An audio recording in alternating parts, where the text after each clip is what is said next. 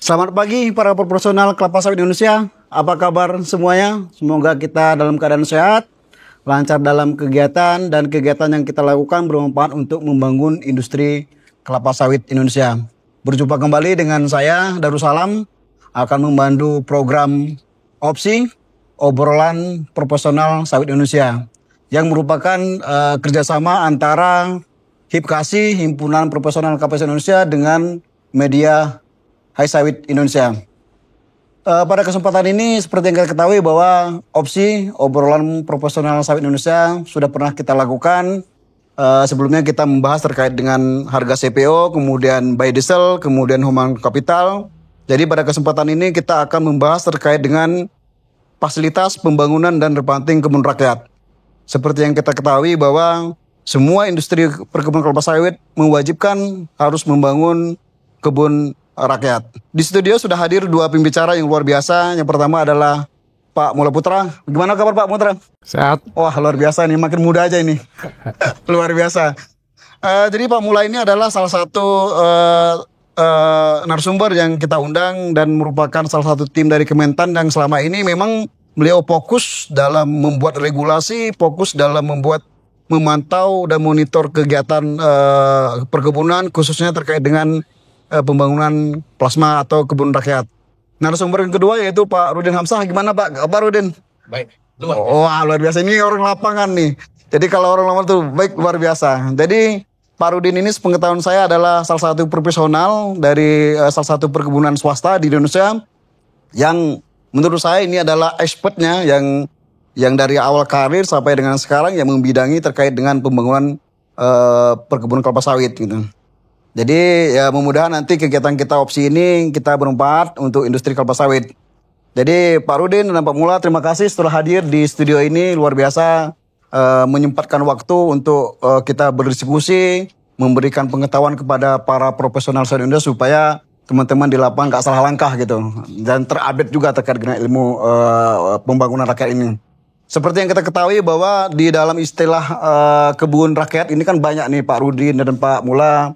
Dulu mungkin waktu saya training, waktu saya masih mau masuk perkebunan, di training kebun rakyat ada istilah Pirbun, kemudian ada istilah KKPA, kemudian ada istilah plasma, ada istilah kemitraan. Ini cukup banyak istilahnya. Kadang-kadang kita bingung dulu apa bedanya antara Pirbun, kemudian plasma, kemitraan. Mungkin Pak Rudin ini kan orang praktisi di lapangan yang betul-betul bergelut di dalam pembangunan kebun. Terkait dengan istilah-istilah itu kenapa selalu berubah Pak Rudin? Kenapa nggak kita pakai aja Pirbun? Ini ada istilah plasma, ada kemitraan. Kenapa bisa berubah gitu? Bang Darus. Ya. Ini sahabat karib saya nih. Ya. Ini kemarin kita ngobrol di warung kopi, sekarang kita ngobrol di depan kamera ya. Aduh. Jadi istilah ini kan saya pikir pertama ya menyesuaikan dengan zaman ya. Dengan zaman, misalkan kalau kita lihat Pirbun itu dulu pemerintah sedang gencar-gencarnya proyek transmigrasi. Betul. Jadi menggabungkan antara proyek transmigrasi dengan proyek perkebunan. Makanya keluarlah istilah Pirbun. Tapi mau Pirbun, Pir KKPA atau sebelum itu kita ada Revit. Setelah itu sekarang yang terakhir ini PSR atau istilah umumnya sekarang FPKM, fasilitasi pembangunan masyarakat, itu hanya istilah saja, sebatas istilah. Umumnya adalah rumah besarnya tetap kemitraan sebenarnya. Karena skema-skema kemitraan itu banyak. Ada inti plasma. Pak Rudin, kita orang lapangan bingung. Apalagi FPKM, fasilitas pembangunan kebun masyarakat. Jadi di lapangan itu lebih banyak istilahnya plasma sama kemitraan. Jadi kalau terlalu banyak istilah, kadang-kadang kita di lapangan itu bingung. Ini mau pakai istilah mana, bingung kita. Nah, itulah peran daripada saya mau bilang adalah peran seorang praktisi. Jadi praktisi itu harus di tengah-tengah. Iya. Dia harus bisa menjembatani antara bagaimana regulasi dibuat oleh Pak Mula dan kawan-kawan di Dirjenbun, terus kemudian bagaimana regulasi yang dibuat oleh teman-teman di regulator di atas itu bisa dipahami oleh minimal dua pihak.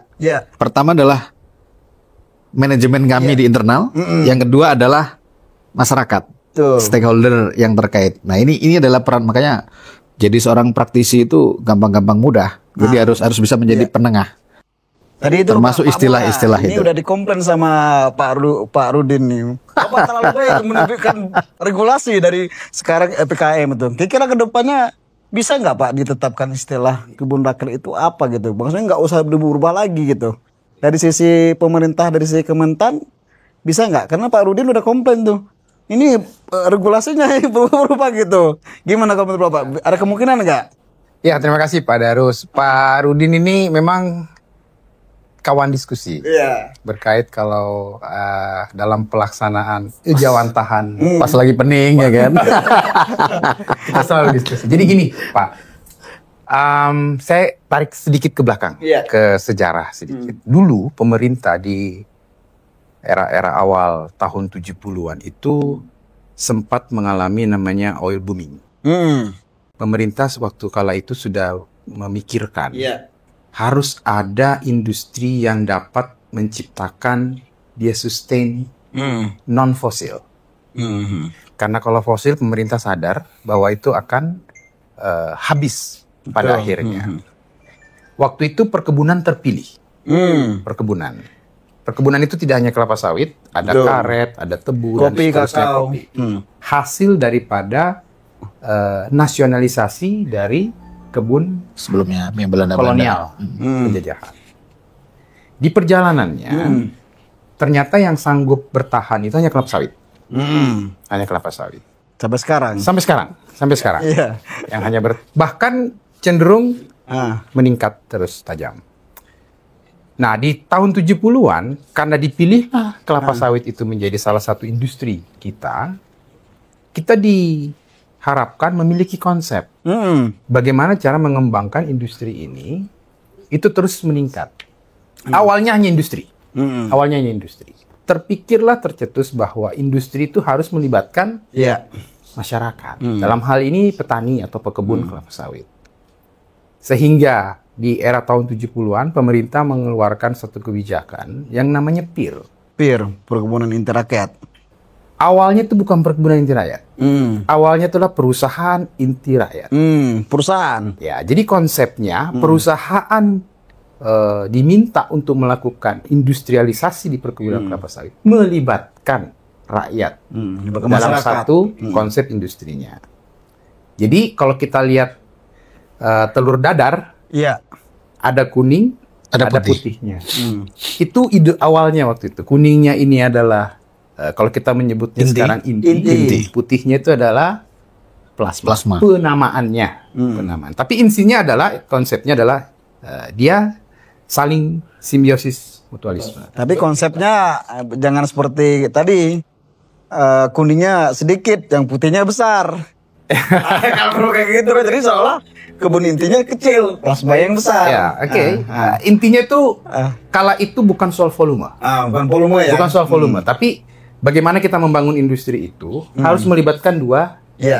Karena kita menyadari bahwa kelapa sawit itu bukan tanaman asli kita. Kita datangkan dari luar. Kita pilih tanaman kelapa sawit. Oke. Sehingga di tahun 86 kita perkuat itu. PIR itu. Karena dianggap ini bisa memberikan tidak hanya industrinya, tetapi juga memberikan manfaat bagi petaninya. Petaninya. Jadi dikawinkan dengan program transmigrasi, ada penciptaan lapangan kerja baru, pendapatan masyarakat meningkat dan seterusnya.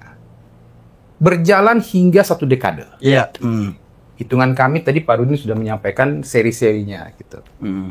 Di perjalanannya itu waktu di awal membangun itu fully menggunakan dana pemerintah atau pinjaman dari luar negeri. Bank Dunia itu. Pendapatan negara ini kan tidak selalu fokus kepada satu industri. Dia harus juga menghidupkan industri yang lain. Sehingga kelapa sawit itu diarahkan bisa menciptakan kemampuan dia sendiri untuk bisa mengembangkan industri itu. Sehingga mulailah muncul nama penamaan-penamaan. Penamaan itu sebenarnya asal kata dari sumber apa pembiayaan? Skema pembiayaan. Yes. Pirbun diawali dengan pendanaan dari ada Bank Dunia, ada hibah dari Jerman dulu. Betul, ada juga sebagian dari APBN. Kemudian geser ke PIR Trans. Disinilah mulai besar pengembangan itu. Pemerintah mulai mencoba mengembangkan. Filteran itu area-areanya dari transmigrasi ya? Iya. Iya, dijadiin kebun sawit. Kolaborasi dengan Trans. Di perjalanannya dianggap sukses, tetapi pemerintah kalau jika ingin membangun dalam skala besar, sulitan. Mulailah dilibatkan lembaga-lembaga Keuangan pembiayaan, yang keuangan. terutama dalam negeri ya. Terutama dalam negeri. Muncullah yang namanya KKPA. KKPA itu adalah pinjaman. Tentu kalau pinjaman memiliki pendekatan yang berbeda. Betul. Ketika dia menggunakan dana hibah atau dana pemerintah, APBN. Disinilah muncul yang namanya konsep-konsep baru. Konsep-konsep baru. Tetapi prinsip industri itu dia harus melibatkan sekitar tadi. Sampai dengan saat ini adalah kalau dianggap itu pola ya, peremajaan sawit Rakyat. itu Biasa. sudah menggunakan dana pemerintah, walaupun dia dalam penggunaan yang diperoleh dari pungutan ekspor yang dikumpul oleh BPDB. Kalau kurang bisa dikombin dengan pembiayaan dari bank. Yes. Ya. Intinya penamaan itu awalnya dari sumber pendanaannya. Tapi sebenarnya kalau lapangan sekarang orang-orang profesional kemudian masyarakat lebih banyak dikenal plasma. Walaupun dalam beberapa peraturan itu kan nggak menyebutkan secara spesifik bahasa plasma sebenarnya. Iya. Betul Pak Rudin ya? Karena Di lapangan. iya, jadi kalau di kami para pelaku ya, itu lebih paling simpel itu ada dua yang paling umum dipakai itu. Kalau menyebut kebun kemitraan ya plasma gitu kan, kebunnya perusahaan ya kebun inti. Atau dari sekian istilah tadi, yang paling nempel itu kalau di kita sekarang itu KKPA. Di luar plasma ya. Karena kan KKPA relatif masih baru ya dibandingkan dengan Pirbun, Pirtran, NES dan segala macam proyek NES itu KKPA relatif baru. Dan kalau dari sudut kacamata kami level keberhasilannya itu memang kalau bisa diurutkan, satu ya Pirtran tadi, yang kedua KKPA. yang KKPA memang yang cukup berhasil gitu. Dan sekarang kita kan masuk di masa tadi Pak Mula membahas ini sudah PSR, peremajaan. Tentu ini memang tugas kita sekarang generasi saat ini untuk meremajakan apa yang dulu program dibuat oleh masa pemerintahan terdahulu, zaman-zamannya Pak Harto. Nah, sekarang kita tinggal mereplanting ini, dan tentu tantangannya semakin berat. Jadi ya kembali lagi kami selaku praktisi ya tadi itu tugas berat seorang praktisi tadi di tengah-tengah kita nih, Di lapangan. ya kan? Bener-bener harus paham mengenai regulasi, dituntut itu. Sedangkan itu memang tantangan juga. Pak Mula kami terus terang juga itu. Waduh, regulasi berubah lagi nih. Tapi nggak apa-apa, namanya kita pelaku. Kita harus bisa menyesuaikan dengan itu. Ke dalam kita harus bisa meyakinkan manajemen bahwa regulasinya begini.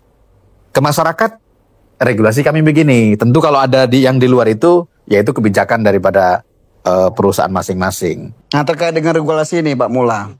Kan regulasi terkait dengan pembangunan kebun plasma, kebun masyarakat ini kan cukup banyak ini berubah. Itu kan pernah Permentan nomor 26 2027. Kemudian juga terbit lagi Permentan nomor 98 2013. Kemudian terbit lagi Undang-Undang nomor 39 2014. Nah, sekarang terbit lagi terkait dengan FKPM, Fasilitas Pembangunan Kebun Masyarakat. Itu Undang-Undang nomor 6 tahun 2003 dan PP nomor 26 2021. Ini kan regulasinya kan selalu berubah ini. Jadi kadang-kadang kita kan orang-orang praktisi, mungkin Pak Rudin termasuk saya juga praktisi, karena bingung juga ini kok berubah gitu. Nah, karena pengalokasian luasan aja kita masih berdebat di lapangan itu. Ada yang bilang itu dari izin lokasi, ada yang bilang dari izin usaha perkebunan, ada yang bilang itu dari HGU, ada yang bilang dari area yang diusahakan. Sebenarnya kalau lihat dari ini kan udah 4 nih. Iya. Nah, kalau Pak Mula ini sebenarnya yang dipakai sekarang itu yang mana sebenarnya? Apakah berdasarkan izin lokasi, izin usaha perkebunan, HGU, atau area yang diusahakan? Gimana Oke. Bapak? Kalau saya tangkap pertanyaannya Pak Daru, sebenarnya 3 kata kunci itu. Yang pertama itu mengenai istilah, dua mengenai voluntary atau mandatory, ketiga itu penerapan regulasinya di lapangan. Iya. Oke. Istilah, kita bedah satu-satu ya, istilah plasma. Sebenarnya istilah plasma itu baru dipergunakan dalam regulasi itu di tahun 2006. 2006. Itulah Permentan 2007. 2007. Permentan 26. Di situlah muncul. Sebelumnya sih istilah-istilah itu sudah ada gitu loh. Kemitraan, Mbak Esa. Iya. Kemitraan. Karena kenapa menggunakan istilah plasma? Plasma itu kan kalau ibaratkan telur, Yang tadi kembalikan tadi kuning dan putih tadi. Itu. Jadi esensinya apa sih? Gitu loh. Bahwa membangun satu industri ini libatkan yang putihnya, libatkan itu. Menamakannya apa? Plasma. Oke. Sampai situ clear ya? Iya. Terus di perjalanannya, yang kedua tadi, voluntary kah atau mandatory kah? Nah, itulah mulai diperkuat di dalam regulasi. Dimulai tahun 2007 tadi. Wajib sifatnya. Iya, artinya idenya sebenarnya pemerintah memberikan itu, tolong dong dilibatkan.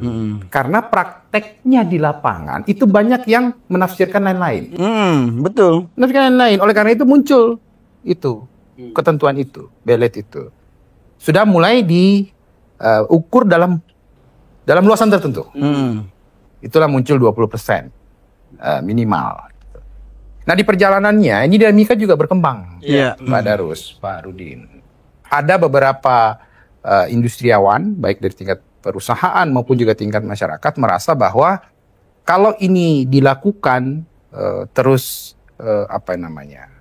ketersediaannya diragukan karena kebutuhan lahan itu kan tidak hanya untuk kebun sawit. Iya, karena terkait dengan agraria ini ya. Iya. Ya, jadi, sehingga waktu itu ditimbulkan, direvisi peraturan itu menjadi peraturan Permentan 98. Terus sampai lahirnya undang-undang 98. begitu. Baru ketiga, bagaimana implementasinya di lapangan? Nah, seringkali dalam melakukan implementasi itu yang muncul adalah tafsir. yes. Ini yang tadi Pak Darus bilang, Iya. HGUK, IUPK, izin Izin lokasi atau area yang diusahakan. Oke. Gitu. Peraturan itu kan sebetulnya berlaku pada saat dia ditetapkan. Iya. Nah, tentu ada apa istilahnya tuh? Masanya. Ada masanya. Sehingga kita Direktur Jenderal Perkebunan sebenarnya sudah menerbitkan surat edaran Iya. bahwa dalam melakukan FPKM, fasilitasi pembangunan kebun masyarakat itu bisa berpedoman pada 3 fase tadi. Ada fase 1, fase 2, fase 3. Fase 1 ini sebelum 2007. Februari 28 Februari. Betul, fase 2-nya itu antara 2007 2013 sampai 2013. Nah, fase 3 ini 13 sampai 21. Yes. That's 2020. Ya. Yes, 2020. Intinya ketika kita mau melakukan pengenaan terhadap FPKM itu bisa menggunakan 3 fase ini supaya memberikan clearance gitu ya kepada tidak hanya industri tapi juga kepada masyarakat atau stakeholder sawit untuk bisa dapat menerapkan itu di lapangan. Tapi kita di lapangan itu biasa menghitung persentase kebun masyarakat itu kebanyakan orang menghitung dari kebun inti. Betul nggak Pak Rudi? Atau gimana? Karena persepsi ini kan masih perdebatan. Yang tadi itu kan artinya yang begitu. Itu kan salah satu efek kalau kita pakai istilah apa di dalam EYD itu kan ambiguitas. Nah, ini memang kita pahami itu Pak Mula. Jadi memang saya panggil bro aja lah. Pak kalau terlalu resmi kali kan. Jadi gini bro. Kalau itu memang kita sadari di lapangan itu kadang-kadang kalau Pak Mula menyampaikan itu tadi yang mengartikan, ya kan? Tapi itu memang efek daripada tulisan regulasi itu yang memang masih banyak ambigu-ambigunya dan masih banyak terlalu umumnya gitu. Tapi saya mengapresiasi sebenarnya walaupun agak terlambat. Yang fase 1, fase 2, fase 3 itu kan cukup butuh waktu berapa tahun ya? Hampir 3 tahun. Setelah Permentan 2021 itu, sedangkan surat edaran itu keluar 2023 kalau tidak salah ya, periode triwulan akhir semester kedua 2023. Jadi ada jeda waktu hampir 2 tahun. Belum lagi kalau kita bicara NOP ya kan, nilai optimum produksi itu juga jedanya cukup lama dari 21 sampai 2024 ya. 24 ya? Ya. 24. Tapi it's okay. Jadi kalau bagi kami para praktisi intinya adalah bagaimana di lapangan berjalan. Karena ketika Pak Mula menyampaikan tadi historical dan segala macam, kenapa kok dari luasan yang tegas 20 segala macam akhirnya lebih ke umum ke FPKM, fasilitas pembangunan masyarakat. Karena kita menyadari Pak Darus bahwa ini sangat lekat dengan isu agraria. Ya, coba kita lihat dulu di Jawa, bagaimana BUMN kita menguasai lahan sangat luas, tapi seiring dengan berkembangannya zaman, jumlah penduduk semakin banyak, kebutuhan akan lahan meningkat, ya otomatis yang punya lahan pasti mengalah, karena punya negara kan, punya negara. Dan ini pun ya tentu harus menjadi perhatian kita bersama, baik itu kita para praktisi maupun terutama stakeholder yang terkait dengan pembina kita buat regulasi ke depan bagaimana. Dan saya pikir itu kenapa kok semangatnya keluar permentan yang terakhir itu, FPKM namanya, karena mengikuti dengan perkembangan di... Kalau seandainya Pak Rudi sendiri lah sebagai pelaku di industri kelapa sawit, asumsinya Pak Rudi punya areal baru. Ya. Pak Rudi mensosialisasikan ke masyarakat, mengalokasikan kebun masyarakat itu dari mana? Hitungan alokasinya. Apakah izin lokasi, izin usaha, atau DHGO, atau area yang mau diusahakan? Selama ini praktek di lapangan. Oke. Bang Darus. Ini sekaligus untuk nanti untuk kita semua, ya kan, teman-teman praktisi segala macam yang masih bingung seperti apa. Satu, kembalikan itu ke regulasi. Pesan saya ya, regulasi. Yang kedua, biasanya strategi kami adalah... Kalau regulasinya menyatakan yang mana yang terakhir? HGU. Jadi gini, regulasi kita kan ada di bawah regulasi perkebunan. Iya. Tentu yang dimaksud debat sana sini tadi 20 dari mana? Dari IUP. Dari izin usaha perkebunan. Dari IUP. Lokasinya di mana kebunnya? Di luar IUP. Regulasi tegas seperti itu. Di luar IUP. Tapi kita juga harus paham nih, teman-teman masyarakat juga mesti kita libatkan dan kita edukasi terus-menerus bahwa kuncinya di mana? Kuncinya ketiga fase tadi. Dia, kalau kami nyebutnya adalah status FPKM kami di mana, di fase berapa, itu dulu. Apakah di fase 1, fase 2, atau fase 3? Tapi sekarang problem gini Pak Rudi di lapangan. Masyarakat kan mana tahu urusan kayak gitu. Karena keluar regulasi yang diterbitkan oleh Menteri Kementan atau menteri yang terkait, masyarakat kan patokan di situ. Padahal di secara kita orang-orang praktisi, peraturan itu nggak bisa berlaku surut ke belakang. Nah gini. Tapi kan mana tahu pokoknya peraturan sekarang 20% misalnya dari HGU. Akhirnya yang terjadi di lapangan, HGU mau diiris. Makanya strategi kita gini Pak Darus.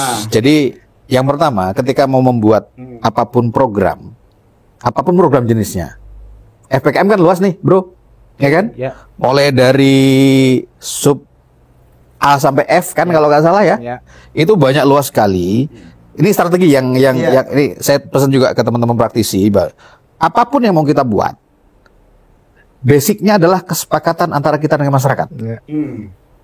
Tapi bentuk apapun berdasarkan regulasi.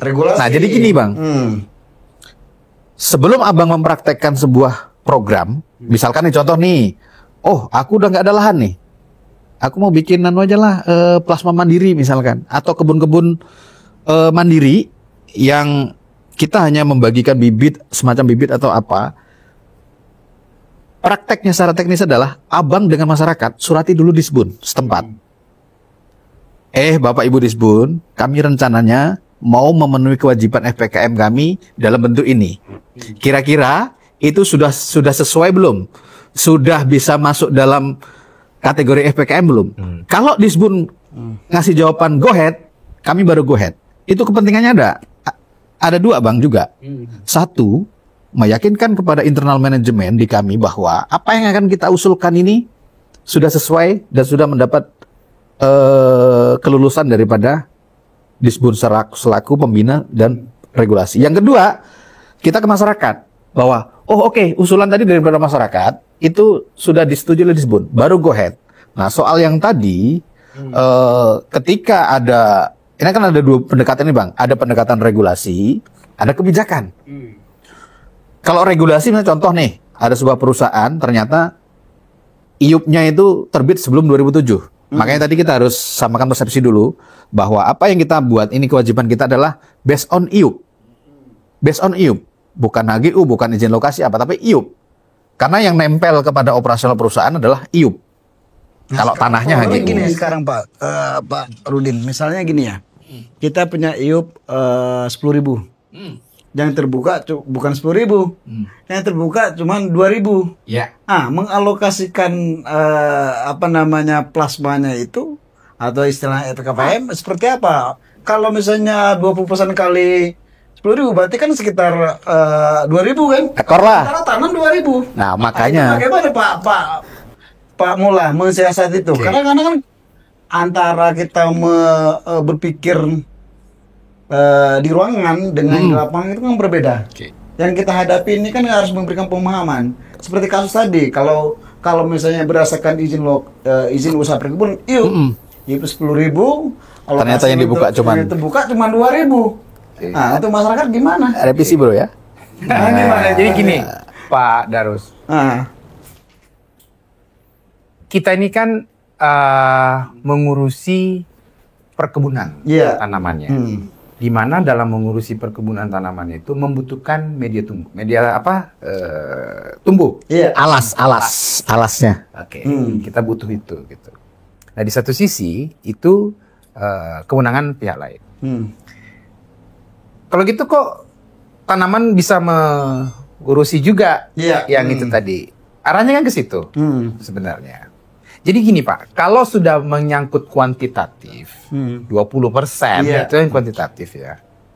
Tidak ada bahasan lain atau tidak ada tafsir lain bahwa itu adalah teritorial atau tenurial. Nah, berawal dari mana? Dari izin. Karena perkebunan hanya mengatur di izinnya. Adapun dokumen pendukung itu supporting. Sebenarnya tidak ada keraguan kalau itu. Tidak ada keraguan. Tenurialnya di mana? Berapa izinnya? Ya tenurialnya itu. Persoalan diusahakan semua itu soal lain. Yes. Clear kalau itu, Pak Darus. Kalau seperti kasus yang tadi seperti apa? Solusinya? Kalau solusi lain. Solusi sama penerapan regulasi itu berbeda. Berbeda hal. Nah, karena gini. Kami beberapa kali di seminar itu menyampaikan. Seolah-olah penerapan regulasi itu sama dengan kemitraan. Arahnya ke situ sebetulnya. Padahal itu dua hal yang berbeda sebenarnya. Penerapan regulasi adalah dia akan kaku. Tertulis itu yang dilakukan. Tapi kalau kemitraan, no. Bapak setuju, saya nggak setuju, nggak jadi. Iya betul. Ya itu di situ. Jadi dua kata lah. Itu tadi Pak Rudi sampaikan bahwa kedepankan adalah kesepakatan kita. Itu kemitraan. Tapi dalam hal kita melakukan penerapan kewajibannya perusahaan, ya by law sesuai ketentuan itu tadi. Betul. Persoalan tidak ketemu dengan masyarakat, tidak jadi satu bagian dari yang tadi. Gitu. Kebijakan tersendiri. Yes, gitu. Makanya sebetulnya harapan kita di dalam regulasi itu sebelum izin ini diterbitkan sudah diperhatikan semua, supaya tidak ada lagi dilema-dilema di belakangnya. Itu, Pak Darus. Ya. Jadi sebenarnya Pak Rudin, berarti perhitungan alokasi plasma ini based on-nya dari IUP ya sebenarnya. IUP. Ya, bukan dari izin. Karena kan kalau dari regulasi ini kan sebenarnya kalau lihat bahasa dia itu 20% dari area yang diusahakan. Ada diusahakan sih penafsirannya beda-beda di lapangan. Ada diusahakan bisa juga area yang sudah terbuka. Misalnya 5.000 berarti 20% dari 5.000. Ya kan? Kan gitu penafsiran di lapangan. Area yang sudah terbuka diusahakan. Berarti kalau misalnya 10.000 itu yang bisa diusahakan 5.000 berarti pengalihan 5.000 bukan 10.000. Jadi penafsiran dari undang-undang regulasi ini. Jadi gini, kalau saya selaku praktisi, semuanya nggak ada yang salah. Artinya, ya contoh nih, 20% daripada IUP dengan 20% daripada tanam, kalau saya nggak ada yang salah itu. Misalnya gini, Ini kopi ya? Iya. Kalau gitu minum dulu. Oh, minum dulu. Minum, Bro. Minum dulu kalau gitu. Minum dulu. Ini 20% beriup. Ya kan? Kan iup. Iya. Ya. Kalau Bang Darus atau teman-teman praktisi mau bikin 20% daripada iup untuk plasmanya, Iya. ambil 20% daripada ini. Tapi ini pun iup juga. Dari iup ini, abang kan bisa tanam mungkin 8.000 atau berapa ya kan. Ini pun iup yang plasma belum tentu juga bisa dibuka Iya. semua. Kalau kita based on lahan loh ya, based on lahan ya. Kalau based on lahan, kalau bangun kebun, kalau yang untuk usaha produktif lain, hitungannya tentu nggak begitu, harus betul. tetap lahan. Nah, kuncinya adalah coba dari bahasa dulu. 20% daripada diusahakan. Iya, bahasa. Makanya izinnya namanya IUP, izin usaha perkebunan.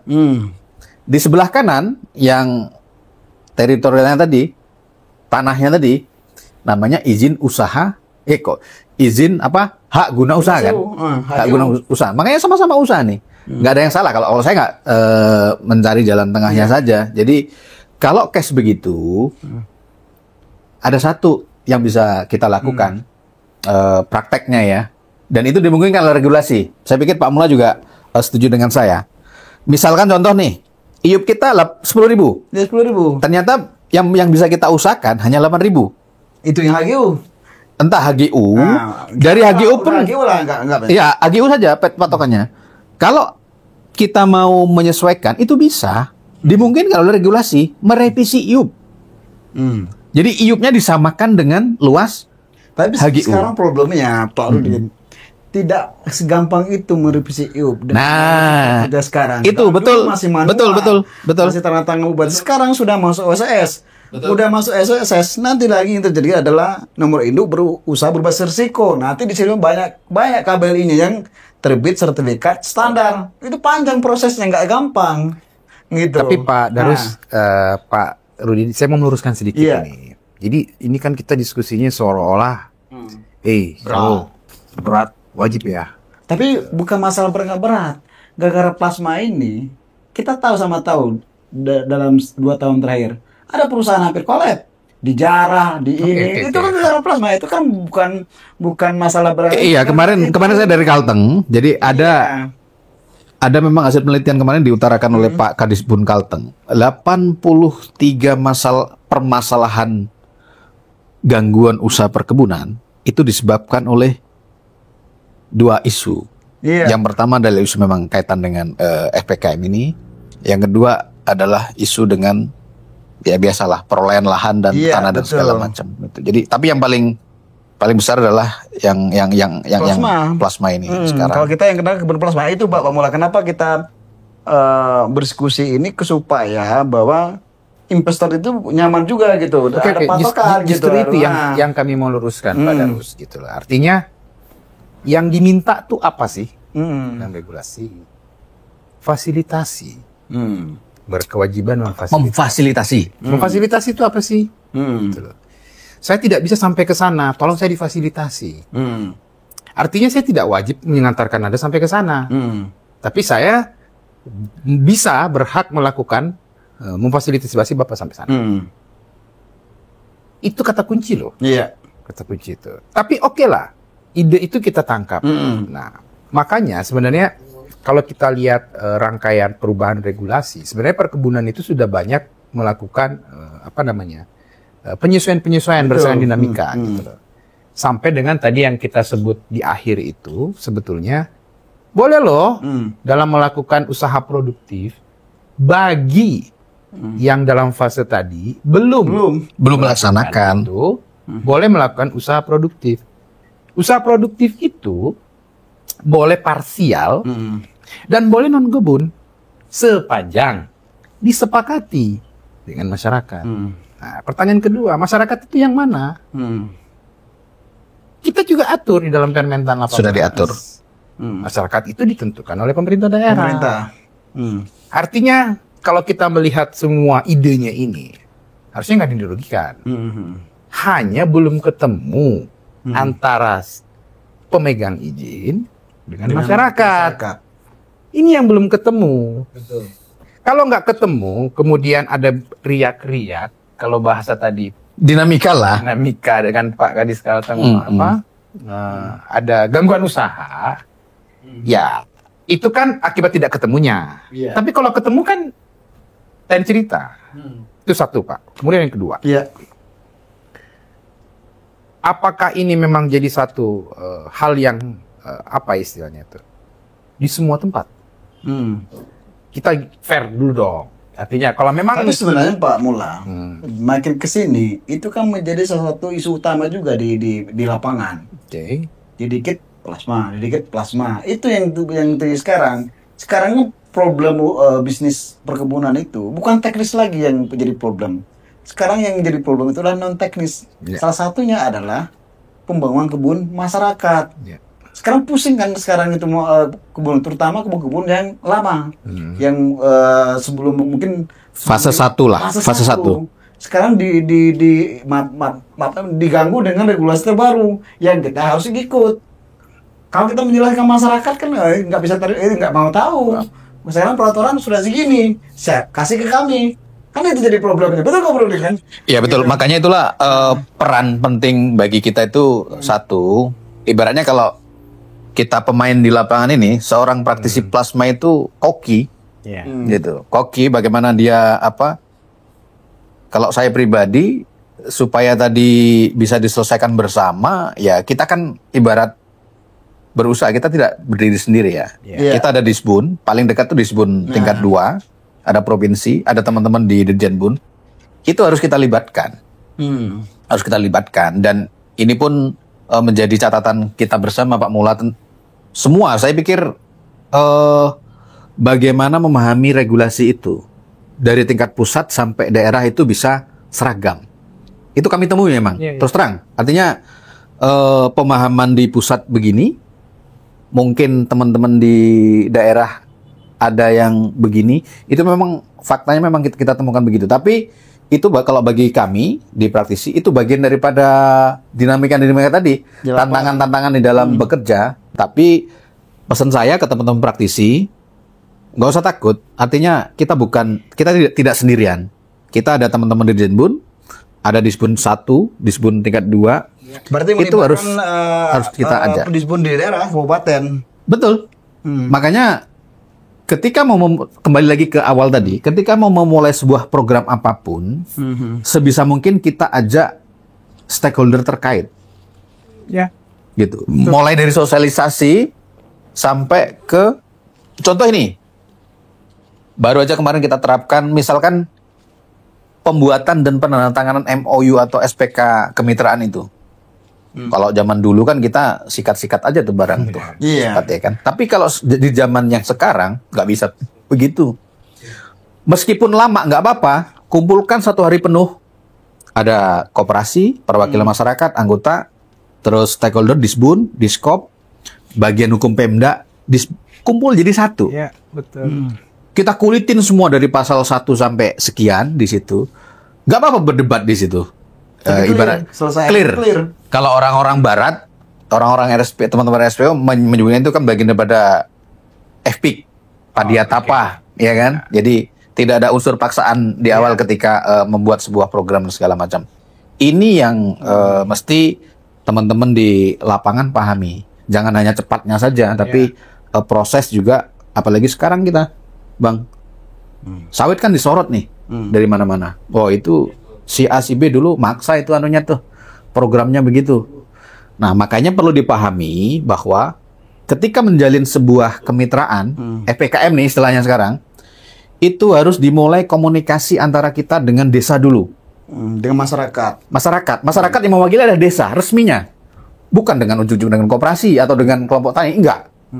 Karena secara resmi perusahaan kita berada itu operasionalnya adalah secara administratif adalah kita berhubungan dengan desa, bukan dengan kelompok tani, bukan dengan koperasi. Makanya pintu awalnya itu harus diikat dulu nota kesepahaman untuk menyampaikan persepsi dulu, itu penting. Di zaman yang serba media sosial ketidakpastian, dikit-dikit, oh ada kawan sana begini, kawan sini begini, itu Kami capek memang, Pak. Tapi nggak apa-apa. Itu bagian daripada kalau kami kan ya dibayar begitulah memang untuk capek ya kan. Sebenarnya gini Pak Mulai Pak Iya. Rudi. Ya. Ini kan ada case lah, mungkin kita perlu cari solusi juga. Istilah keterlanjuran kan. Kan kita di kalangan praktisi ini kan sering mendengar istilah keterlanjuran. Ya. Misalnya ada case perusahaan A, dia punya HGU 5.000, Ya. udah tertanam semua. Tapi tidak ada alokasi untuk plasmanya. Plasma belum ada, Oke. tapi tertanam semua. Oke. Udah HGU. Ya kan, pada saat berjalannya waktu, perusahaan ini diwajibkan untuk membangun FKM lah, misalnya. FKM. Taunya masyarakat di situ ya, taunya bentuk tanah. Oke. Pokoknya kami di kebun. Taunya plasma lah, Plasma kira-kira gitu. taunya. Oke. Kalau dari Pak Mula, bagaimana solusinya? Oke. Karena kalau namanya kebun atas nama PT, udah HGU nama PT, udah tertanam semua, udah terlanjur, nggak ada lagi area lagi, Oke. ya kan? Sementara masyarakat bentuk kami maunya lah bentuk kebun, nggak mau lah bentuk Yang lain lah. kebun kami, itu gimana? Oke. Ah, Ada dua, Pak Rudin. Satu, apa sih konsepnya pemerintah waktu menerbitkan itu? Iya. Yang kedua ini bagaimana trik di lapangan? Yang pertama konsepnya dulu. Sebenarnya kan tadi sudah diatur berdasarkan fase. iya. Solutifnya itu sudah ada di dalam surat edaran. Ketika itu belum dilakukan, boleh begini.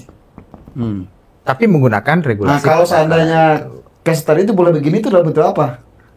Kegiatan usaha produktif namanya. Nah, kan mereka kan udah kita Misalkan nggak mau gitu. nggak mau, kita maunya bentuk tanah, kebun. Kalau usaha produktif kan ya mungkin kita bisa angkut TBS, angkut CPO atau yang lain lah misalnya. Tapi Iya. kan mereka nggak mau. Oke, nggak Dia masalah. memang mau tokonya kami pengen punya kebun. Ya. Nah, pertanyaannya itu bagaimana solusi dari sisi Oke. regulasinya gitu. Oke. Nah, Ah, ternyata yang harus memahami ini itu tidak hanya pemegang izin, masyarakat, pemerintah daerah, stakeholder wilayah di situ. Edukasi lah. Itu juga harus tahu bahwa ada hak-haknya Bapak, ada juga kewajiban Bapak. Gitu lah. Intinya pemerintah menyediakan itu. Nah, sekarang siapa yang melakukan? Tadi Pak Rudin sudah menyampaikan ide-ide bahkan penerapan beliau di lapangan. Itu sudah melalui pendekatan ke desa sejak awal, kemudian sampai di ujungnya. Jadi tidak ada yang ditinggal. Iya. Tidak ada yang ditinggal. Itulah yang kita kepingin sebetulnya di dalam konsep peraturan ini. Jadi trik sekarang. Nah, triknya tadi sudah disampaikan oleh Pak Rudin sebetulnya. Jadi sejak awal libatkan. Kalau dulu, Pak, kalau dulu itu kan Tutup mata aja lah. bukan tempat pegang ketuanya aja. Itu satu langkah yang kita panen sekarang. Salah. Memang ada kuasa kok dari masyarakat kepada Ketua. untuk Kepalaannya mengambil ataupun keputusan di dan wilayah. seterusnya. Persoalannya ada nggak penyampaian ke bawahnya bahwa ini telah disepakati A, B, C dan seterusnya. Kadang itu yang misleading. Tapi kan kalau yang case yang saya sampaikan tadi kan sudah aktual, udah kondisi di lapangan. Iya, betul. Nah, maksud saya kan bisa nggak misalnya pembangunan kebun masyarakat itu tapi di luar misalnya 5.000, tahu-taunya ada areal 500, tapi di luar HGU, di luar EU. Apakah itu masuk dalam proses FKM nggak? FKPM nggak? Bisa, Bisa, Pak. Bisa kan? Bisa. Misalnya kan di 5.000 udah Ya. tertanam semua lagi Ya. Ada areal Di luar. yang di luar, Ya. di luar EU, di luar izin lokasi, di luar HGU. Boleh. Ada 500. Nah, berarti itu termasuk dalam FPKM. FKWM ya? Ya. Fasilitas pembangunan kebun masyarakat. Bahkan Pak Darus kalau begitu case-nya. Berarti kan perusahaan nggak disalahkan kalau seandainya yang penting yang bangun kebun 500 hektar itu walaupun di luar HGU, di luar EU, pendananya dari perusahaan. Ya, tapi Ya. gini, Nah. yang perlu diperhatikan itu ketika kita bicara siapa sih yang menerima benefit kan gitu kan. Kita kembali kepada masyarakat yang mana sih yang Masyarakat di sekitar kebun. Nah, itu tadi. Istilah masyarakat di sekitar kebun itu pun masih sangat umum. Nah, pertanyaan Makanya saya bilang Pak, Pak Rudi kawasannya tadi itu boleh. Di luar IUP, di luar IL, di luar HGU ada kata tiga itu. Itu jarak berapa? nah, Tapi misalnya ada 500 hektar. Perusahaan siap membangun kebun masyarakat. Tapi areanya nggak di sekitar situ, tapi areanya mungkin jauh di seberang. Ah, itu masuk nggak gitu? Oke. Ah, Sebenarnya kalau soal masuknya itu Ah. kita harus cek ke lapangan. Kita harus cek ke lapangan. Dalam kondisi apa ini terjadi? Ya itu tadi kondisinya dia perusahaan itu tidak Nggak ada ideal. areal, Iya. nggak ideal, nggak Oke. ada areal. Akhirnya perusahaan ini untuk memenuhi regulasi dari pemerintah mencarilah lahan atau masyarakat ada ngusulin. Ya kalau masyarakat ada ngusulin, oke, berarti setelah kebun. Tapi kadang-kadang kan masyarakat nggak ada juga. Akhirnya perusahaan mencari, di mana lah ini. Akhirnya dapatlah area 500 hektar lebih jauh. Apakah itu masuk dalam proses terhubungan masyarakat atau enggak? Oke. Tapi memang nggak nanti hasilnya tetap untuk masyarakat. Untuk masyarakat dibeli. itu. Tapi perusahaan itu beli per hektar misalnya ke itu misalnya enggak lah misalnya 15 juta atau 20 juta 500 hektar. Tapi alokasinya ini nanti hasilnya dikasihlah ke masyarakat setelah kebun, tapi jaraknya jauh. Oke. Nah, itu gimana Pak Rudin? Pengalaman Pak Rudin lah gimana itu? Bisa masuk nggak? Makanya gini, kalau pikiran agak radikal saya kemarin malam begini bayangan saya. Ini daripada mumet-mumet nih kan cari lahan segala macam. Coba pemerintah bikin regulasi, bikin satu kawasan khusus di lahan yang masih luas, misalkan contoh mungkin di Papua atau di mana ya kan, satu lingkungan khusus. Itulah plasma pemenuhan untuk memenuhi kebun yang di Sumatera, yang di itu pikiran nakal saya gitu. Tapi gini, kembali ke topik tadi. Kalau kami biasanya selalu kembali lagi ke laptop. Masyarakat si A, perusahaan kita itu berdiri di desa mana dulu. Nah dari situ kita beranjak, siapa yang kita kasih? Kalau masyarakat kita itu misalnya contoh satu perusahaan, ada di 5 desa, A, B, C, D, E. Yang berhak dapat benefit FPKM siapa? Adalah masyarakat desa A sampai E tadi. Iya, 5 bukan desa F. Nah, soal dia kebunnya di mana, itu soal lain, bisa kita diskusi. Kalau ada lahan, misalnya contoh ini, yang ada lahan hanya di desa B. Nah, hasil kesepakatan bersama 5 desa itu, makanya ini penting. Ini pesan-pesan saya ke teman-teman praktisi nih.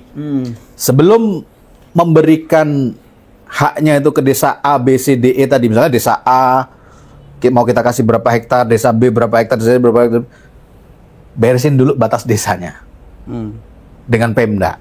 Karena ini nanti nyimpan bara. Kalau nggak kelar, udah terlanjur kita ngasih desa A sekian, oh enggak, itu AGU IU Bapak yang masuk desa B itu desa saya sekian, itu ribut. Nah, soal dialokasi di mana, Bang? Itu kita diskusi. Contoh, misalnya ini udah pernah kami praktekkan. Iya. Kelima desa ini kami satukan plasmanya itu, yang kebetulan lahan plasmanya ini hanya di satu desa. Bisa. Karena Tapi kebetulan untuk 5 desa. Kesepakatan ini 5. Kebetulan memang ketika itu skema atau metode kami yang kami pakai ketika pembebasan lahan adalah skema pembiayaan bayar full. Jadi contoh nih Pak Mula punya lahan 10 hektar, kami bayar semuanya 10, Pak. Oke. Kan biasanya kalau teman-teman perusahaan itu ada prakteknya macam-macam, Pak. Ya. Ada mereka mempraktekkan 30, 80 20 paling umum ya.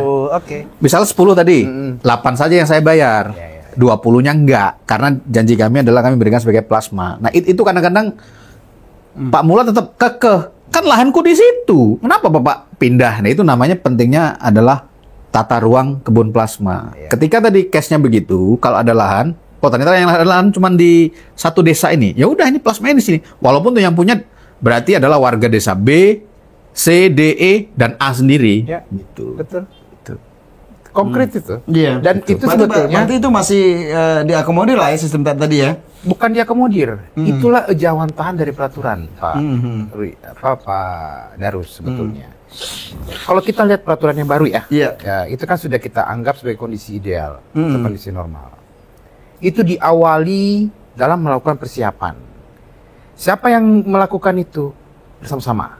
Perusahaan, kemudian pemerintah desa, dan pemerintah daerah.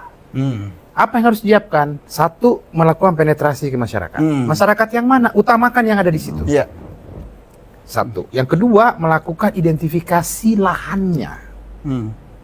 Lahan itu bukan berarti keberadaannya saja, tapi legalitinya macam gimana. Yang kedua, identifikasi orang-orangnya. Tadi saya mau titip pesan satu, Pak Rudin, yang ada satu yang bukan miss ya, belum Bapak terangkan sebenarnya. Sekarang itu eranya one by one. Jadi, saya tinggal di desa B, tapi saya dapat benefit di desa A. Desa B, saya itu harus sadar. Itu yang kita sepakati. Jadi tidak lagi perwakilan dari desa. Tapi per wilayah kalau seperti itu. Bukan, per orang. Itulah tantangan kita sekarang di perkebunan. Jadi orang per orang. One by one kita beri pemahaman. Capek ya, Pak Rudin sudah merasakan. Kayak kayak pemilu lah. Kayak pemilu. Vote, One man, one vote. one vote. Manput. Kemudian ada lagi nih, ini kan kita cash lah. Perusahaan itu berdiri tahun 2013-2014 lah misalnya. Atau 2010. Jadi perusahaan itu sebenarnya menggunakan aturan daerah lah. Kan pernah mendengar istilah 2 hektar per kakak kan? Kebun kas desa namanya. Iya, ada kan itu kan. Enggak lain lagi. Ada lain lagi. Dua. Ketentuan. Ada provinsi Iya. itu mengeluarkan bahwa untuk Dia alokasi membatasi kebun plasma, minimal 2 hektar per kakak. Jadi perusahaan itu menerapkan itu, menggunakan regulasi itu 2 hektar per kakak. Ternyata Berjalannya waktu, terbitlah angka 20%. Perusahaan ini sebenarnya secara kewajiban sudah memenuhi jumlah kakak desa itu berapa dikali 2 udah dibangun. Iya. Yang ini juga udah dibangun 2 hektar. Iya. Berjalannya waktu, masyarakat ini, wah kami nggak bisa, kami harus 20%. Sementara areal sudah nggak ada lagi. Nah, sekarang problem ini seperti kasus ini sebenarnya apakah perusahaan ini yang salah atau seperti apa gitu? Karena dia pijakannya ke peraturan salah satu provinsi 2 hektar per kakak. Sementara regulasi yang sekarang digempurkan 20%. Akhirnya masyarakat minta yang 20%, bukan lagi 2 hektar per kakak gitu. padahal kakaknya sedikit. Kakaknya sedikit. Nah, itu gimana itu Pak Mula sendiri lah? Gimana itu Pak Mula? Yang menyesuaikan siapa yang menyesuaikan? Enggak, dua-duanya menyesuaikan. Tapi pokok pentingnya bukan itu. Memaknainya 20%. Kalau yang dimaknai dengan peraturan perkebunan atau peraturan menteri, kan tidak disebut berapa. Yang disebut adalah arealnya. Dari Dari pengalinya ini. siapa itu dan berapa jumlahnya, silakan dibahas. Kemudian ini kasusnya di pemerintahan daerah ya. Nah, anggap itu saya tidak tahu Pak, apa namanya di daerah mana, kemudian peraturan apa. Anggap itu ada. Ada. Oke. Dia mengatur lebih rigid. Artinya setiap orang-orang yang berada di 20% areal tadi itu tolong diberikan 2 hektar per kakak. Miss-nya di mana? Kalau yang jadi pokoknya kakaknya bukan arealnya. Ini kan soal kolaborasi. Tapi kalau arealnya yang jadi soal, nah ini Jadi problem. Karena dari tadi saya bilang perusahaan sudah melunasi, udah memenuhi kewajiban. Tetapi Yang based on kakak tadi. Sudah dapat semua 2 hektar. Oke. Tapi yang saya mau sambungkan di sini, pokok pentingnya adalah 20% itu kan minimal. Boleh nggak lebih? Boleh. Boleh. Ini tadi masalahnya kurang bro. Masalahnya kurang dari 20% bro. Karena dibatasi oleh tadi aturan 1 kakak 2 hektar. Nah itulah makanya tadi. Kalau saya yang pertama tadi, saya ulang lagi Pak ya. Kalau yang pertama tadi case-nya adalah kalau pemerintah pusat peraturan menteri itu kan mengaturnya 20. Siapa itu? Di mana letaknya silahkan diatur. Yang jelas di luar daripada izin. Oke? Betul. Clear. Kemudian pemerintah daerah yang Bapak cerita ada case seperti itu menambahkan ketentuannya bahwa diberikan 2 hektar per kakak. Di dalam mana? Di dalam 20% tadi. Harusnya ini kan bersamaan, beriring bersama. Selebihnya Logiknya ya, kan satu mengatur subjek orang, satu mengatur subjek lahan. Betul. Oke ya. Prakteknya akibat adanya peraturan subjek orang tadi mengakibatkan jumlah areal belum sampai 20%. Belum sampai, berarti belum selesai. Berarti belum selesai yang di 20% tadi. Makanya saya bilang tadi itu Pak Mula, kalau seperti itu kan berarti peraturan itu, regulasi itu berlaku surut ke belakang. Pada saat dia membuat itu kan misalnya anggapnya belum berlaku 20%. Dia Bukan belum berlaku, Pak. Belum memenuhi. Iya, maksudnya dia belum menggunakan angka 20% beratnya. Kan semua peraturan ini kan misalnya kayak gini maksudnya. Peraturan terbit 2025. Ya kan? Peraturan 2025 ini kan nggak berlaku surut ke belakang kan? Gini Pak, kalau Bapak bicara peraturan, sebetulnya di fase 3 itu sudah kita terangkan. Di setiap edaran itu sudah kita terangkan. Hanya saja kita harus bedah perizinannya. Jadi kita nggak bisa berandai-andai kalau di situ. Mana Cuma dia? kalau yang case yang tadi itu, yang 2 hektar per kakak, kan kalau lihat kondisi sekarang kan akhirnya perusahaan agak bingung Pak. Kita fokus di problem yang tadi itu, kan bingung. Mungkin gini, cara menjembataninya adalah saya mencoba untuk berpikir positif ya. Daerah tadi itu mikirnya adalah dari sisi pemerataan sepertinya. Pemerataan. Kenapa dia harus 2 kakak per hektar? Oh, ternyata 2 hektar kurang per kakak. 2 hektar per kakak. Oh, ternyata jumlah kakaknya sedikit gitu. Nah, sisanya adalah ini mudah-mudahan pemahaman saya benar ya. Kemungkinan yang 2 hektar per kakak tadi adalah ini terkait dengan bentuk sertifikatnya. Mungkin itu pengennya adalah SHM tadi deh ya, yang 2 hektar per kakak. Nah, caranya ada jalan tengah ya. Kekurangannya tadi untuk 20% ya bisa aja dalam HGU koperasi atau seperti apa kalau apa. Jadi nggak based on kakak. Nah, kalau tahun tadi Bang Darus, ya makanya kembali tadi ke Pak Mula. Kalau dia tahun 2010 2013 ya kewajiban 20% tentu sudah ada karena itu cut off-nya adalah 2007 tadi gitu. Tapi dia menggunakan regulasi daerah Gitu. Dan ya hal seperti itu pasti kita temukan terutama di teman-teman kita yang arah timur Pak Mula. Ketersediaan lahan ada, terbalik tuh kalau timur. Lahan ada, orangnya nggak ada. CPCL-nya kurang. CPL-nya kurang. Nah, makanya kalau kami dulu menjembataninya itu ya sudahlah daripada ini kalau kita keterbatasan kakak, ya udah kita HGU. Untuk HGU koperasi. Iya. Itu sih. Oke Pak Mula, itu kan ada terbit Permentan nomor 18 tuh tahun 2021 Iya. yang khusus untuk membahas terkait dengan fasilitas pembangunan masyarakat. Iya. Yang di dalamnya terjadi adalah pola kredit, kemudian bagi hasil, kemudian bentuk pendanaan dan kemitraan. Nah, bentuk bentuk kemitraan dari hulur, dari hilir, kemudian replanting dan lain-lain. Kemudian terbitlah regulasi Dirjen Bun nomor 152 tahun 2023 cara menghitung nilai optimum produksi. Nah, pertanyaan saya, ini kan berarti perusahaan-perusahaan sawit yang belum ada kebun plasma, ibarat bahasa yang terlanjur, tidak lagi areal, dia membangun 20%, tetapi areal nggak ada. Sementara dia dituntut oleh masyarakat harus 20%, makanya pemerintah memberi jembatan lah, makanya terbitlah yang permintaan yang saya sebutkan tadi. Nah, pertanyaan saya Pak Mula, seberapa efektif peraturan ini untuk menyelesaikan problem-problem di lapangan? Maksud saya, apakah dari pemerintah sudah menganalisa belum? Dengan terbitnya ini bisa menyelesaikan masalah nggak di lapangan?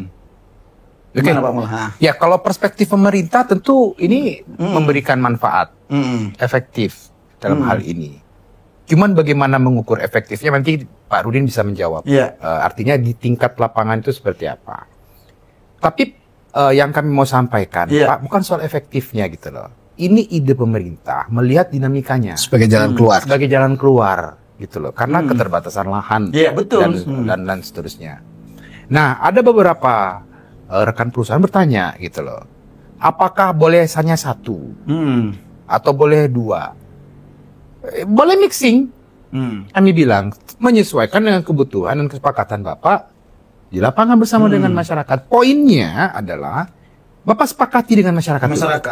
Itu poinnya. Karena kembali lagi ke yang awal dulu. PIR tadi. Itu sebenarnya konsep di kuning dan putih. Melibatkan masyarakat di sekitar. Melibatkan masyarakat. Jadi jangan sendiri Bapak, libatkan mereka. Nah, inilah yang kita coba mau dorong kembali di dalam Kep Dirjen Bun yang tadi itu. Makanya kalau saya baca memang Dirjen Bun ini kan memang suatu solusi lah, suatu kemudahan sebenarnya. Ada pijakan hukum bagi perusahaan yang tidak ada atau kurang lah kebun plasma dari 20%. Makanya ada solusi, ada pijakan bahwa ya plasma itu 20% itu nggak melulu bentuk tanah, nggak melulu dalam bentuk kebun, tapi bisa berbentuk lain. Usaha dikasih usaha koperasi misalnya angkut TBS, betul kan? Kalau Pak Darus melihat jelas surat edaran Dirjen yang fase 1, fase 2, fase 3. Kami sudah anjurkan loh.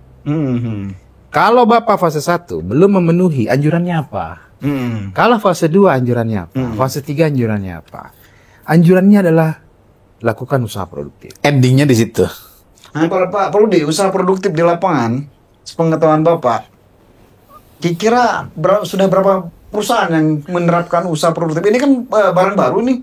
Ya kan, barang baru bagi mungkin nggak semua praktisi atau profesional perkebunan mengetahui ada istilah usaha produktif. Mungkin PKN juga mungkin banyak juga nggak tahu. Ya kan? Nah, menurut Pak Rudi di aktor di lapangan usaha produktif ini udah berapa banyak perusahaan menerapkan sistem ini gitu? Jadi begini, Iya. di dalam kita menerapkan usaha produktif, menurut kami salah satu syarat utama adalah kolaborasi.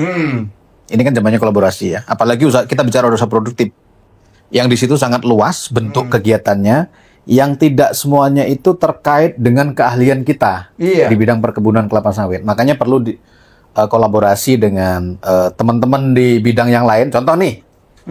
Ketika kita mau bikin usaha produktif dalam bentuk ternak ayam contoh. Ya, idealnya kita harus melibatkan teman-teman di perusahaan-perusahaan yang konsen di bidang ternak ayam. Misalkan tambak udang misalnya. Kita harus melibatkan, merangkul sebagai vendor berarti kan, vendor perusahaan untuk kerjasama dengan kita, dengan masyarakat untuk secara teknis melaksanakan program itu. Nah, kalau kita bicara efektif, ya mesti harus ada survei. Nah, Itu yang terkait tadi dengan NOP, itu gini, teman-teman nilai optimum produksi ya. teman-teman praktisi juga nggak perlu khawatir amat. Tadi Pak Mula sudah menyampaikan. Misalnya gini, yang fase 1 itu memang tidak ada kewajiban 20%. Belum ada bahasa 20%. Dia mau sudah pirtran, mau seitrit satu hektar pun sebenarnya secara regulasi dia sudah memenuhi. Atau fase 2 contohnya. Fase 2 dia kan bangun kebun tuh, wajib bangun kebun. Oh ternyata dia kewajiban dia 2.000. Misalnya contoh nih, 2.000 bangun kebun. Ternyata dia baru bangun 1.500. 500-nya kurang. Oh nggak ada lahan. Ya sudah, kita NOP-kan. Untuk yang luas 500. Bukan untuk 2.000 secara keseluruhan. Nah, ini juga tantangan kami Pak Mula, kembali lagi, perhitungan NOP itu memang betul yang mengetok adalah teman-teman di Dirjen Bun, tapi proses paling banyak itu adalah nanti di provinsi. Jadi harapan kami sih kembali lagi itu teman-teman juga bisa satu pemahaman, jangan sampai ini ada juga gini, oh NOP berarti saya terima uang dong. Nah itu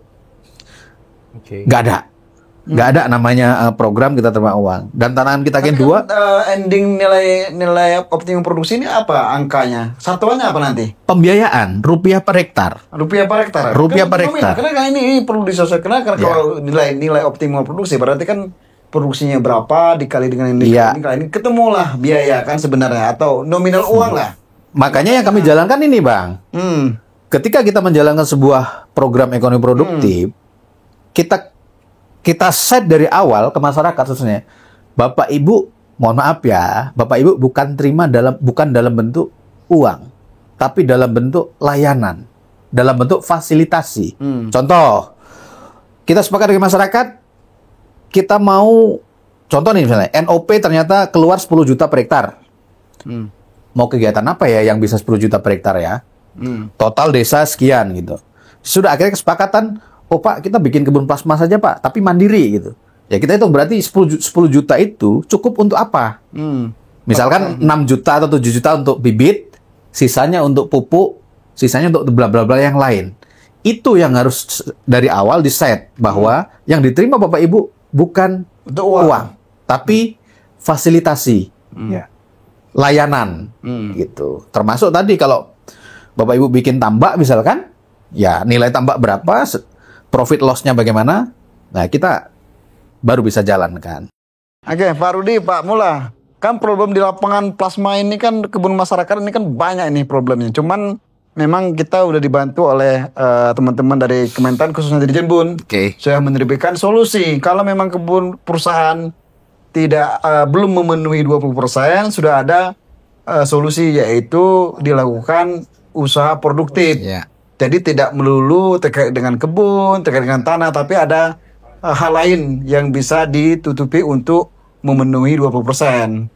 Gitu. Jadi ini sebenarnya kabar baik lah bagi perusahaan juga bagi masyarakat bahwa ya kita dari Dirjen Bun udah dibantu ada pijakan hukum. Ini terakhir Pak Rudin dan Pak Mullah, ini berhubung waktu sudah mendekati habis. Mungkin harapannya gimana Pak Rudin ke depannya, baik ke masyarakat, ke investor, termasuk harapan ke Pak Mullah gitu. Ya, tentu harapannya yang pertama kita sebagai praktisi dan pelaku di lapangan adalah sinergisitas. Sinergisitas harus tetap kita bangun. Sawit tetap akan menjadi tulang punggung ekonomi Indonesia. Regulasinya lebih jelas. Kurangi ambiguitas itu. Saya dengar juga mudah-mudahan sebentar lagi sepertinya dari Kementan juga akan menyusun ada hal yang baru. Dan ya kalau kaitan sosialisasi regulasi segala macam bisa libatkan kami, Pak. Para praktisi. Sekarang saya lihat banyak juga praktisi tersebar ya kan. Ini bisa menjadi supaya langsung ke bawah, Pak. Itu. Oke, dari Pak Mullah gimana, Pak? Harapan supaya kedepannya industri sawit ini tetap bersinar, tetap berjalan sesuai dengan harapan kita lah. Tadi sudah disampaikan Pak Rudi itu sebenarnya pendapat. Gitu loh. Sekarang eranya kolaborasi. Kalau di kami itu minimal 5 elemen. 1 elemen pemerintah, 2 elemen pengusaha, perusahaan perkebunan, 3 petani, 4 itu adalah lembaga ya seperti Pak Darus ini, Hipkasi dan seterusnya. Dan terakhir itu adalah asosiasi. 5 ini harus bersama-sama. Gitu loh. Kalau nggak bisa dia kalau cuman pemerintah yang mempush, yang lain tidak bisa. Itu pasti, itu terbukti di dalam setiap implementasi. Tetapi yang ingin saya sampaikan di sini, kalaulah ada kebijakan pemerintah, pasti kami akan melibatkan bapak-bapak, termasuk petani. Kami akan terus lakukan itu, gitu. Karena kita bersifat inklusif, tidak bersifat eksklusif. Itu yang pertama. Yang kedua, kita punya orientasi pemerintah, Pak. Orientasi kita tetap industri ini harus dijaga. Betul. Kita tuh masih berkutat di masalah ini, padahal masalah utama kita di industri program kelapa sawit, tingkat produktivitas, sumber daya manusia, dan seterusnya masih banyak. Kita masih kalah dengan Malaysia, tetangga kita, pesaing kita. Belum lagi dunia internasional melihat Indonesia seperti apa. Kita masih berkutat dengan urusan dalam negeri kita. Oleh karena itu, kita perlu berjalan beriringan dalam hal bagaimana kita menyatu padukan setiap program, termasuk cara bertindak kita di lapangan. Kami yakin pasti pemerintah bersama dengan perusahaan atau pengusaha itu akan terus memberikan semua aksesnya sesuai dengan kewajiban-kewajiban yang sudah diatur. Tadi sudah disampaikan juga Pak Rudi juga bahwa NOP itu merupakan salah satu langkah solusi terbaik lah sebenarnya. Perubahan paradigma loh. Perubahan paradigma. Kami ini sektor perkebunan, Pak.